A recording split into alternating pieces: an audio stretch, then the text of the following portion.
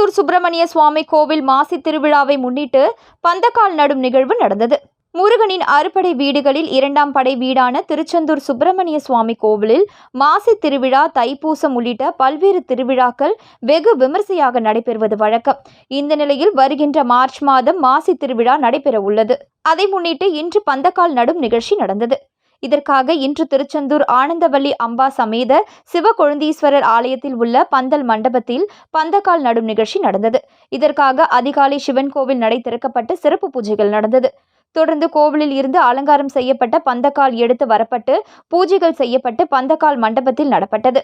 இதைத் தொடர்ந்து இந்த மாதத்தில் திருச்செந்தூர் முருகன் கோவிலின் உப கோயிலான வெயிலுக்கந்தம்மன் கோவில் திருவிழா கொடியேற்றத்துடன் தொடங்கி நடைபெறும். அதைத் தொடர்ந்து மார்ச் 3ஆம் தேதி திருச்செந்தூர் சுப்பிரமணிய சுவாமி கோவிலில் மாசி திருவிழா கொடியேற்றத்துடன் தொடங்க உள்ளது.